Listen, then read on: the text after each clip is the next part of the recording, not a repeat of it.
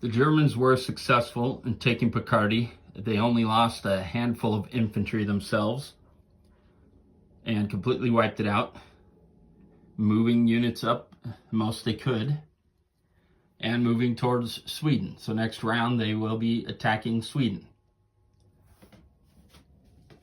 The French are purchasing infantry and artillery, and that is it. They are going to pull the trigger. They are sending 3 infantry into Lorraine. They're going to hold back 2 infantry in Burgundy, and everything else will attack into Picardy from Paris and Burgundy. So the plan here between the French, the British, potentially the Americans, is to wipe out all the German infantry and to be hitting artillery. But depending on the result after the British, because the Americans are needed over here, we may not have a third hit from the Americans, but we'll see what happens. That's the plan for the French. So the French were successful moving into Picardy. They lost about 15 infantry themselves and still have 7. The Germans lost about 10 infantry. But that gives the French a foothold there with the next round of combat coming from the Britons. And it is not insignificant with 3 transports now. They're moving 6 units over from the mainland, 2 fighters, and all the ground units that are already in France. So the Germans stand to lose artillery in this retaliation. Down in the Middle East, Britain is going to take out the last unit in Ankara, and they will have fully surrounded Constantinople. So we'll see how much longer the Ottomans can stay alive without help. British are purchasing a sub-fighter, artillery, and infantry. I think it is time for their navy down here to move through the canal, or maybe on next turn, and just hang out here until they're ready to take over that sea zone.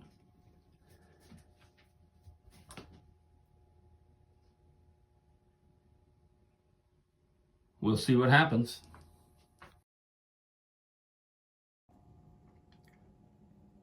So it turned out to be a bad decision for the Germans to attack into Picardy. They lost about half their artillery. That was a stack of 16, is now down to 8.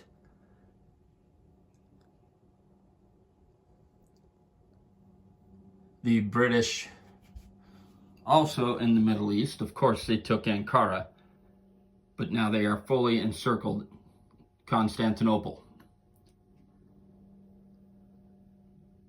and moving everything up. This is the least amount they've purchased down here in India, probably the whole game. Now, if there are 3 transports up here around London, make sure to supply 6 units per turn, and make sure that the German Navy cannot attack into Sea Zone 9 without significant punishment. So the Ottomans here, all infantry, 1 artillery.